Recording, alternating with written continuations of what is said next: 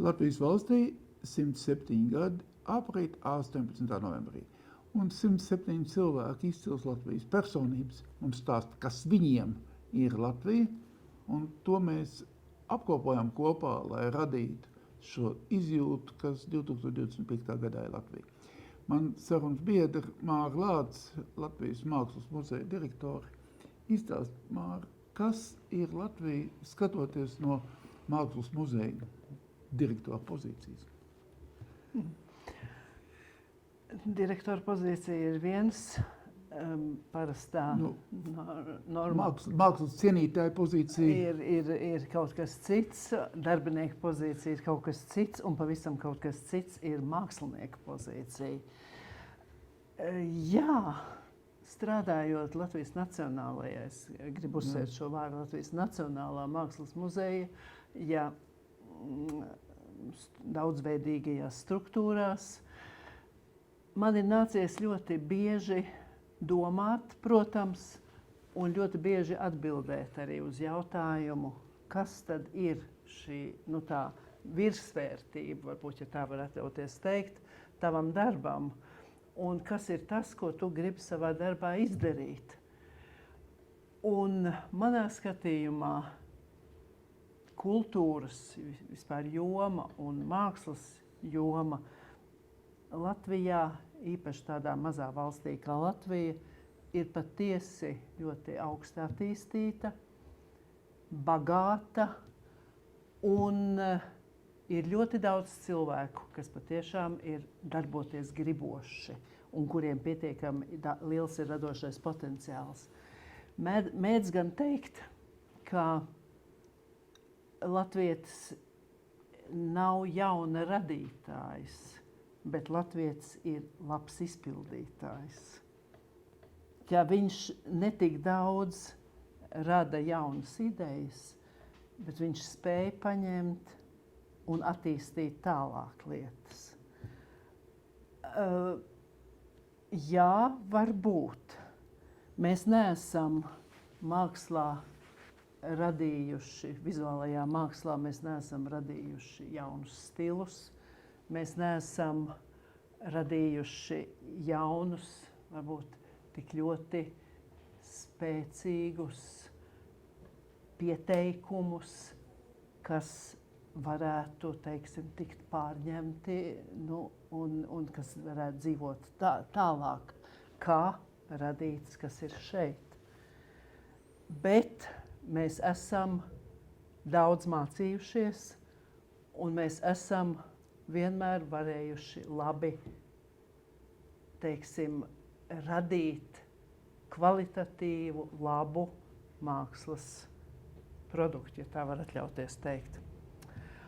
Un mēs varam atcerēties Latvijas mākslas, profesionālās mākslas veidošanās gaitu.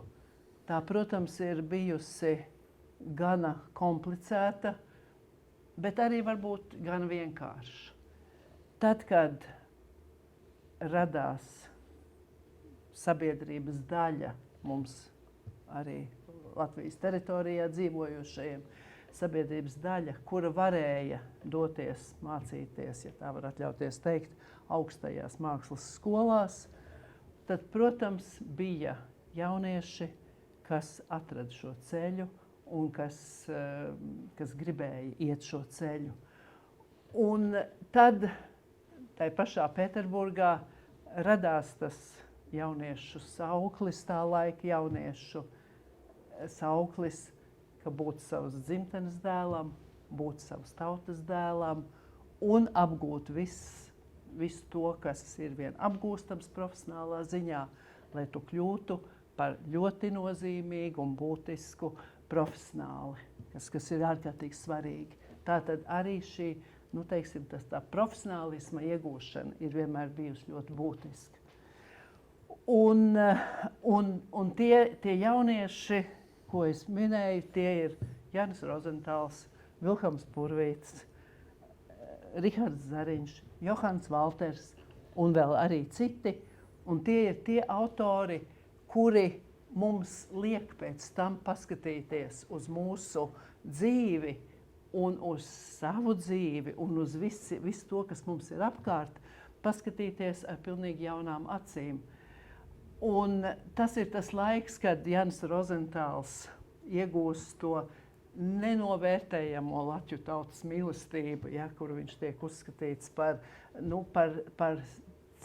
Latvijas tā laika latviešu, tādu dvēseles izteicēju, latvieša dzīves apliecinātāju, dzīves ritma apliecinātāju, šo arī sapņaino ideju pārstāvi, ja, realizētāju savos darbos, jo viss šīs simbolisma un romantisma idejas, kas arī ienāk. Tātad ir šī klātbūtne, mākslas klātbūtne vajadzīga. Un tad, kad mēs tiekam līdz Latvijas valsts izveidošanai, kad tāda neprāšu, ja tā var atļauties teikt, saujiņa, varbūt, zinām, avantūristu saujiņa, nodibina Latvijas valsti, kurai pēc visiem, laikam, tomēr tā laika kaut kādiem loģikas apsvērumiem varbūt nevajadzēja tajā brīdī rasties. Tādā ziņā nevajadzēja, ka tik maz par to dega tajā brīdī, tajā konkrētajā brīdī, un tik maz par to interesējās. Un tie, kas sanāca kopā un nodibināja, un tā valsts dzīvoja, tas nozīmē to, ka tie bija cilvēki, kuriem šī vērtība apziņa, tā bija tā misijas apziņa arī. Viņi saprata šīs vērtības un ejot realizējot šo savu misiju, domu, viņi nonāca šai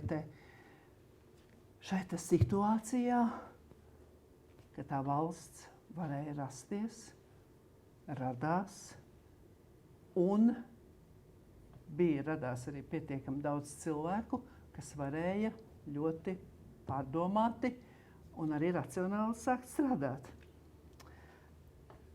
Kas notiek ar Nacionālajām kultūras institūcijām? Tās tiek radītas arī šai valstī.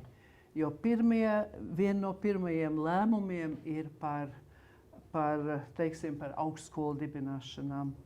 Tātad nacionālā valstī, neatkarīgā valstī ir vajadzīgas šīs nacionālās izglītības iestādes ar šo akcentu uz izglītību. Tātad nemainīgu, būtisko. Ir vajadzīgas mākslas institūcijas, tiek parakstīti, izdoti dekrēti un likumi tiek izdoti par valsts mākslas muzeju un par Nacionālo arī valsts vēstures muzeju. Tātad šīs pamat institūcijas, kuras runā par vērtībām atkal. Un šī vērtību izpratne, tā, es domāju, ka dibinoties mūsu Latvijas valstī, tā tika ielikta tais cilvēkos un tika tālāk arī uzturēta. Un ja nevelti mēs sakam, mēs skatāmies uz mūsu Latvijas dabu ar Vilhelmu Purvīša acīm, jo viņš mūs iemācīja, kā skatīties uz Latviju.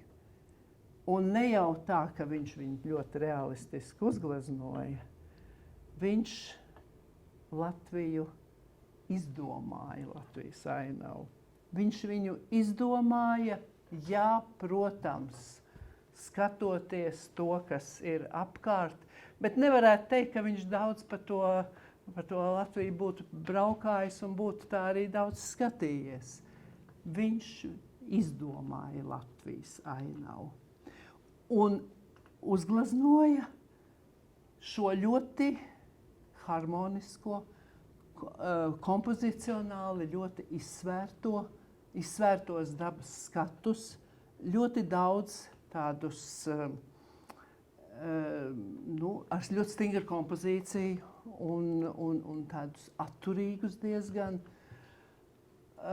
ļaujot gan šeit tad kaut kādos gadu desmitos, teiksim, tādām krāsu orģijām pārdīties arī audeklos, bet pamatā tas viņa vēstījums ir majestātisks diezgan un ļoti, teiksim, kompozicionāli stingrs.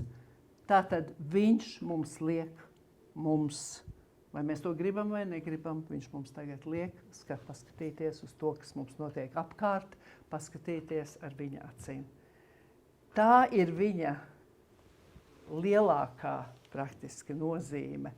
Neskatoties uz to, ka viņam blakus vēl ir Mākslas akadēmijas izveidošana, rektora darbs daudzu gadu garumā, ka viņam ir Rīgas pilsētas mākslas muzeja direktora amats vairāk kā 20 gadu garumā. Un citādāk visādi viņa sniegums, protams, viņa devums ir milzīgs. Un mākslas visa pasaule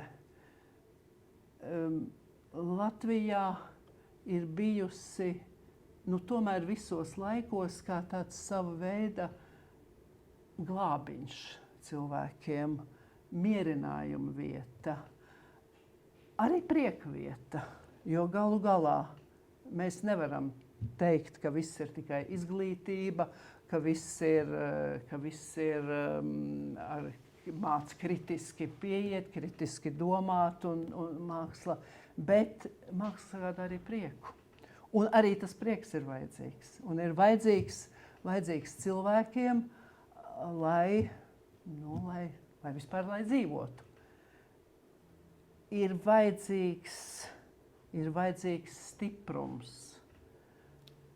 Mūsos ir vajadzīgs stiprums. Mums kaut kā vajadzētu mēģināt tikt vaļā no tās ļoti depresīvās attieksmes vai tās īpašības, kas šobrīd, kas mums ļoti daudzos sēž. Un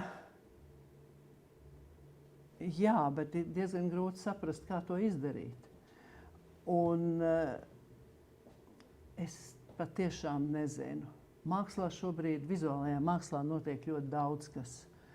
Jaunie cilvēki, kuri ir pilnīgi savādāki, kuri ir pilnīgi atšķirīgi, un es vēl muzejā strādājot, es to ļoti labi redzu un jūtu, ka ir ienākusi paudze, vai pat vairākas jau paudzes, kuras domā, redz un saprot pavisam savādāk.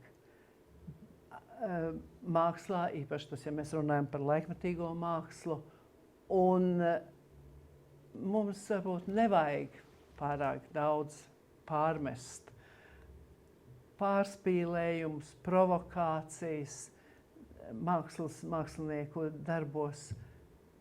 Tam visam ir vieta, tam visam ir jānotiek, jo tikai tā kaut kādas jaunas idejas, pieeja kaut kam jaunam veidojās un rodas. Ir ļoti daudz, kur mākslinieki ir sapratuši, arī jaunie mākslinieki, ka šīs valsts nenodrošina to institūciju vai kas apjomu, kāds būtu nepieciešams, bet viņi ir daudz to jauno. Un līdz ar to rodas neizmērojams skaits dažādu kultūru vietu, aktivitāšu vietu, kur notiek viss šis process. Un patiešām ir ļoti labas lietas, ļoti labas, kas parādās. Un es gribētu teikt, ka jaunie mākslinieki, neatkarīgi ne no kā, un viņi visos laikos ir bijuši vajadzīgi. Viņi ir tā kā tas katliņš, kas veicina tie garaiņi, kas veicina tai katliņā to vārīšanos. Un viņiem ir sava vieta, un šobrīd jau mēs pamazām viņu vārdus rakstam tajā pašā Latvijas mākslas vēsturē. Paldies tev.